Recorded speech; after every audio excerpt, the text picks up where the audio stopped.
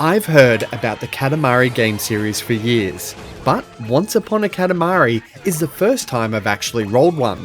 The series has always had a reputation for being bizarre, joyful, and unmistakably Japanese in its humour and presentation. Even going in with that expectation, I wasn't quite prepared for just how odd and imaginative that this world can be, and I was curious whether the offbeat charm that longtime fans love would click with someone like me new to the series. What's it like? Let's travel through time, clean up the place, and in the wise words of Fred Durst, keep rollin' as we review Once Upon a Katamari for Nintendo Switch.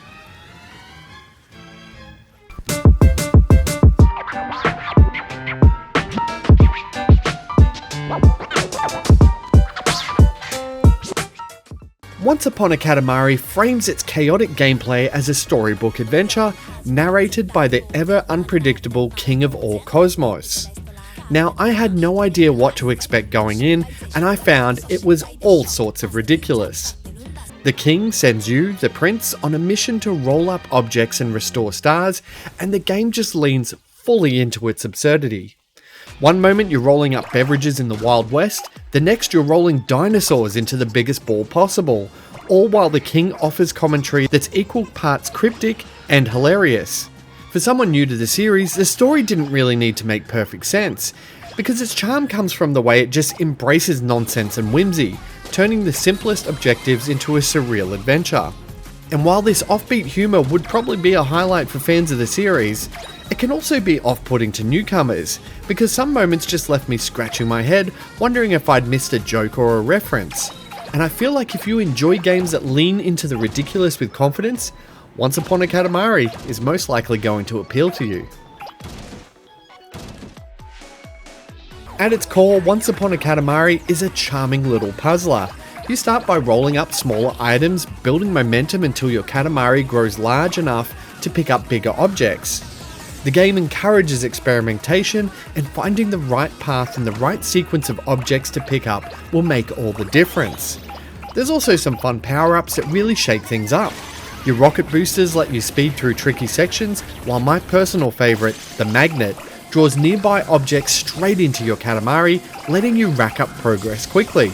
The satisfaction of finally being able to roll up a bigger item like a table or a cat or even a human feels surprisingly great. And the game leans into this quirky joy with confidence. The levels themselves are a playful tour through history and imagination. You start in Edo, Japan, which the narrative leans heavily into as you'll revisit this particular period throughout the game. From there you'll move through wildly different time periods, including the prehistoric era, complete with cavemen and dinosaurs, and the Wild West, with saloons, cowboys, and even a mission focused entirely on rolling up tumbleweeds. Each stage is a ridiculous caricature of the stereotypes that we might imagine from those times. The game does treat these stereotypes with a light, playful touch rather than being anything offensive, and it does give each level its own unique charm, all while encouraging you to explore creativity while enjoying the absurd nature of the game. Once Upon a Katamari also offers a multiplayer mode that adds a competitive twist to the rolling chaos. You start by playing against bots, which serves as a gentle introduction to the mode, letting you learn how to outroll your opponents and use the environment to your advantage. The objective is simple but satisfying. Grow your Katamari larger than your opponents within the allotted time.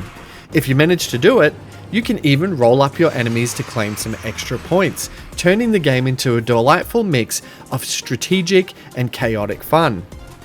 It's not smooth rolling all the way, however, because there's quite a few speed bumps in the gameplay. The controls certainly can feel fiddly at times, and you'll find yourself bouncing off objects or items or even getting stuck.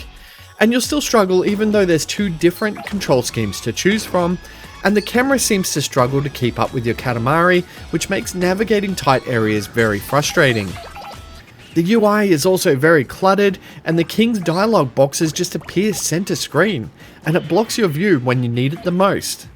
Now, these issues can interrupt and frustrate an otherwise fun flow of rolling and growing. They never really derail the experience fully, but they did add a bit of frustration to my gameplay experience. Graphically, the game leans fully into its ridiculous charm with a low poly art style and quirky, exaggerated animations. NPCs just flop around in panic, dinosaurs run like they're in a Lego animation, and the environments are bright, colourful, and just full of personality. Each time period feels distinct and fun, and the pacing keeps things moving, so you're constantly wondering what you'll see next. You can also create your own cousin if you prefer not to play as a prince, adding a personal touch to the experience, and you unlock cosmetic objects the further you get through the game. The king of all cosmos is a flamboyant and over-the-top character, and his presence injects a lot of fun into an already colourful cast.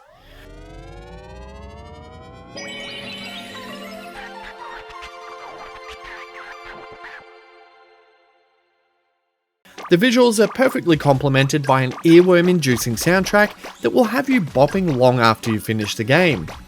And while the visuals and animations and soundtrack are full of all this colour and personality, the game does struggle on the original Switch during heavier scenes.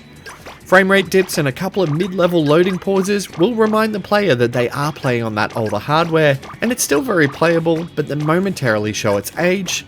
The footage you can see here is on the Switch too, and I didn't have any hiccups whatsoever. For my rollers looking into accessibility, outside of those two controller schemes we spoke about, there aren't really any options to speak of, so as always, I recommend further research into finding out if Once Upon a Katamari suits your needs. At just under $55 Australian, Once Upon a Katamari offers roughly 10 hours of puzzling chaos.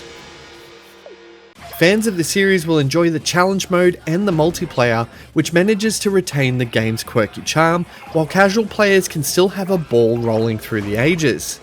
The humour was a bit lost on me at times, but the gameplay was consistently fun, and I found myself smiling at the sheer ridiculousness of this game. It certainly made my flight home from Japan feel much quicker and more enjoyable. Once Upon a Katamari is quirky, over the top, and a heck of a lot of fun. So, what's it like? Once Upon a Katamari is like, well, I guess it's like, you know what, I think it's kind of its own thing.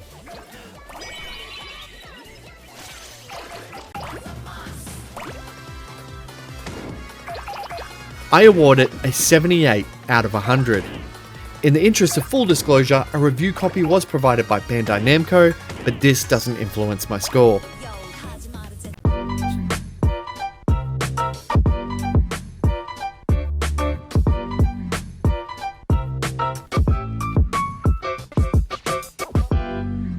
Thanks so much for watching my video.